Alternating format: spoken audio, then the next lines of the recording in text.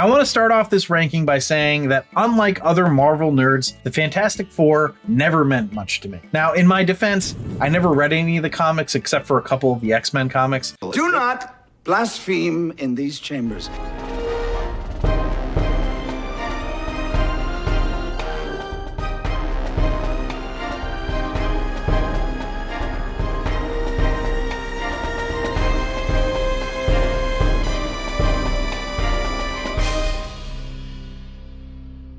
Welcome back to The Rank. I'm John, and today we're going to be ranking Fantastic Four First Step, starring Pedro Pascal, Vanessa Kirby, Ebon Moss-Bachrach, Joseph Quinn, Ralph Ineson, and Julia Garner. Adapted from the comics created by Stan Lee and Jack Kirby, with a story by Cat Wood, Ian Springer, Jeff Kaplan, and Eric Pearson, with a screenplay written by Ian Springer, Jeff Kaplan, Eric Pearson, and Josh Friedman, and directed by Matt Shakman. Now, if you're enjoying these rankings or just like the idea of getting a review of an action movie based on it being an action movie, then please consider subscribing and or following, liking, reviewing.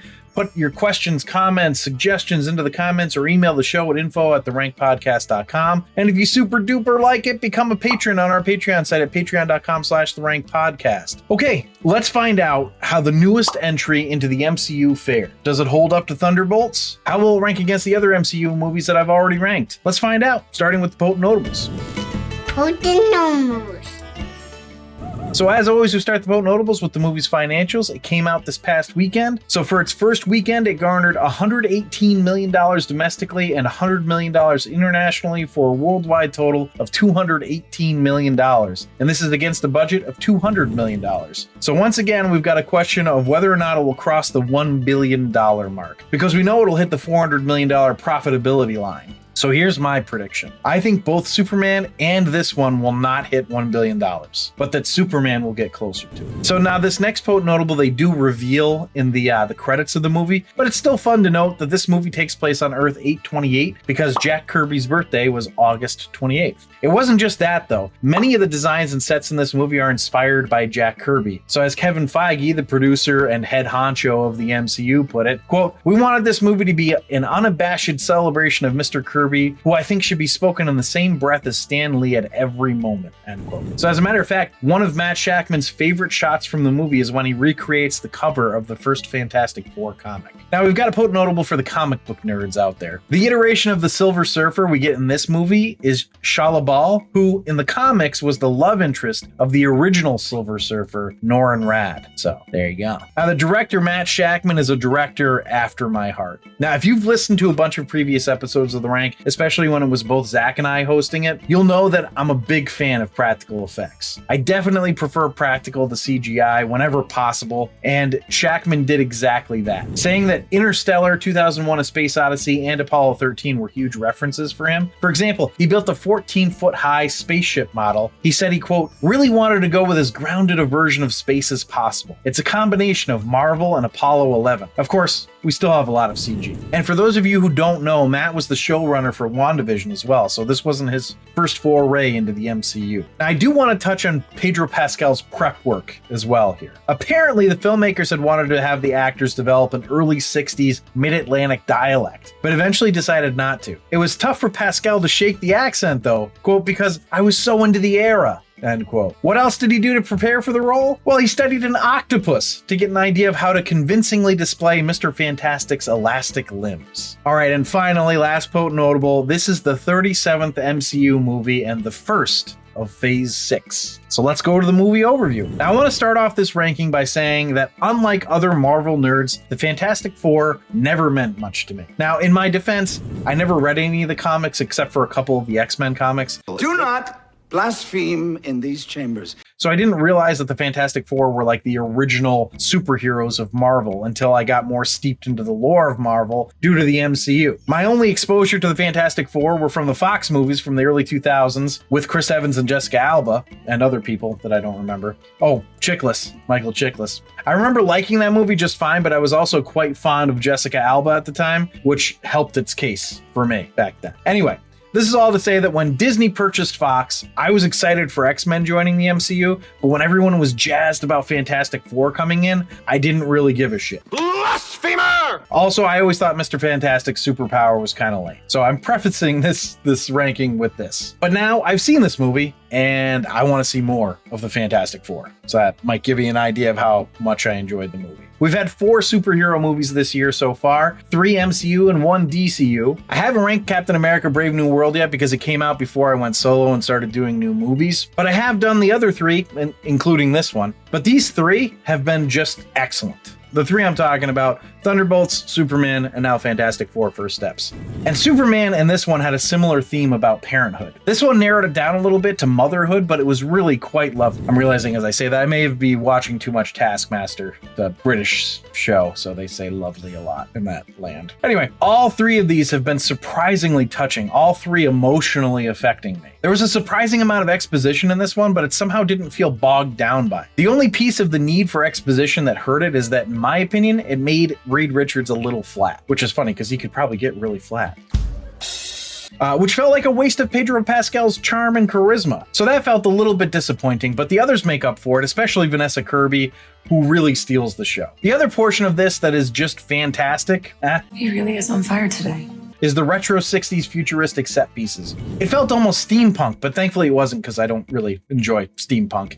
But really, the entire movie is just gorgeous, just a joy to look at. There's this great mix of old technology and advanced technology. It definitely made me wonder if our technological advances are based on our cultural interests. Like, if our cultural interest were scientific advancement as opposed to entertainment and telecommunication advancement, would we still have vinyl records? Or bases on the moon and Mars? This posits that we would have had warp drive. Of course, it uses the great man theory where one man solves it all. And not to discount the other 3 of the Fantastic Four, but all the technological advancements are based on the genius of Reed Richards. It's a myth we love to believe, but is so rarely true. And I use rarely just because I'm a big believer in not using never or always, unless you're absolutely sure it applies. My distrust of that myth doesn't distract from my enjoyment of the movie though, because just like most, as much as I disagree with the myth in historical terms, I still enjoy it in my fiction. I may have slid a little off topic here, so just to bring it back to the movie, I absolutely enjoyed my time in the theater, and I don't know that there is anything more that you can ask for from a movie. This is more than just a superhero movie, it has heart, just as the previous 2 superhero movies I've ranked do as well. I'm thrilled to see the resurgence of these movies as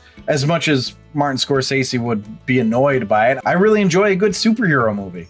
I've been wanting to get back to enjoying them, and I believe they've shown that they still have some tricks up their sleeve. And I, for one, am excited to see what they've got in store for us. Obviously, I really enjoyed the movie, but how much is the question, right? Will it top Superman? Will it be above Thunderbolts? Will it end up in the top tier as an absolute masterpiece? Probably not, but maybe. Let's go to the rank and find out.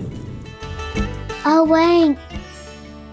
So the rank is where I rank the movie based on 10 categories: story, acting, originality, action sequences, film coherence, hero appeal, villain appeal / hatred, supporting characters appeal, the final showdown, and my rank. I rank it on a scale of 1 to 5, 1 being the worst, 5 being the best. Now, before I rank the movie, if you're enjoying this, please leave a like and let us know. It really helps us out. So anyway, back to the next category, which is story, and I gave that a 4.5. I thought this story was great. One of the things that it does well is giving you a bunch of exposition without making you feel like you're sitting through a bunch of exposition. They were required to build a whole world out of a world that is a facsimile of our own, and they did it superbly. So let's go to the next category, which is acting, which I gave a 4. I would say that acting was very good. I think that Pedro Pascal was good, but he was a little constricted by his character. It did make me wonder if they held him back or if he held himself back. Either way, I would have liked to have seen a little more of that Pedro charm. Joseph Quinn was a lot of fun. Ebon Moss-Bachrach was a little bland, but still good. Julia Garner as the Silver Surfer really tended to steal the scene she was in, so that was pretty cool.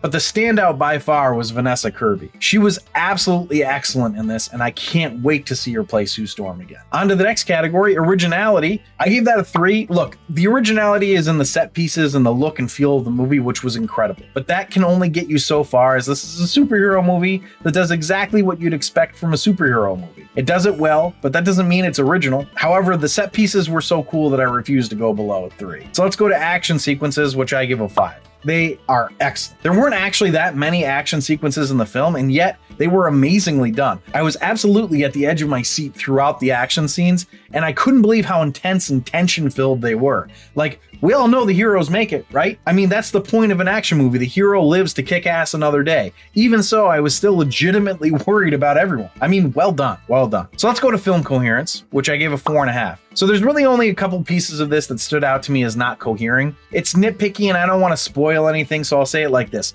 When they meet Galactus, something is left behind but isn't wrecked at all somehow, and they have no trouble with their exit, which doesn't make sense with how they were brought there in the first place. Also, there's some time dilation physics, which I don't think really made sense for them coming back home, but considering that I have no idea how to do the math for that, I'm happy to just smile and grin and believe it. So let's go to hero appeal, which I gave a 4.5. They were excellent. However, as stated earlier, I felt like Reed was a little flat. The Thing was a little flat as well, not terribly so, but enough on both of them to drop it to a 4.5. Though they might have dropped it further if not for Sue Storm, who was just fucking amazing. So let's go to villain appeal / hatred, which I gave a 4.5. Galactus was pretty legitimately terrifying. I actually liked that they didn't give him too much motivation.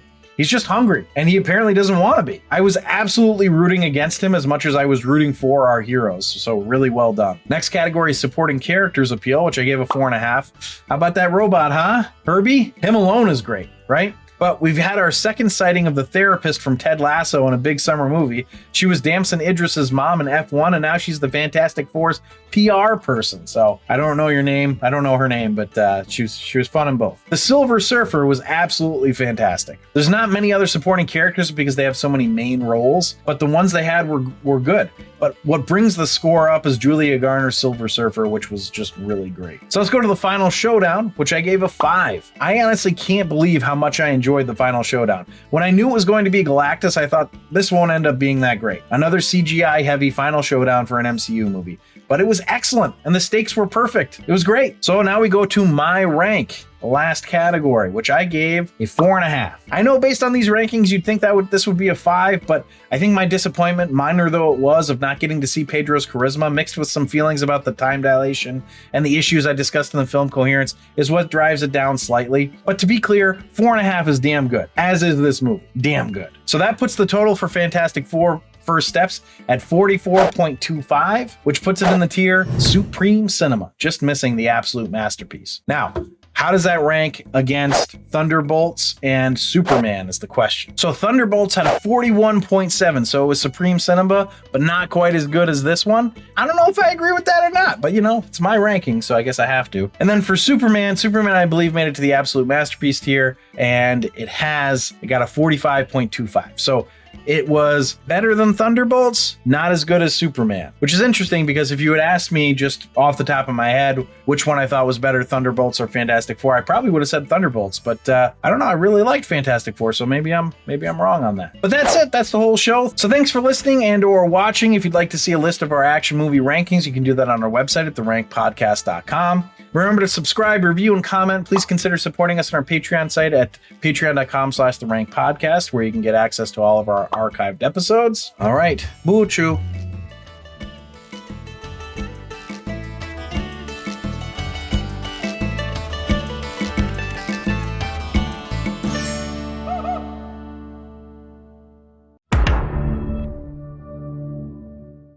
I haven't ranked Captain America Brave New World yet because it came out before I went so... Oh, man, I was really hoping to not give you any bloopers this time.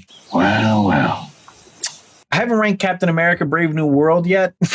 Holy shit. I haven't ranked Captain America Brave New World yet because it came out before I went solo. Before I went solo! That's my job.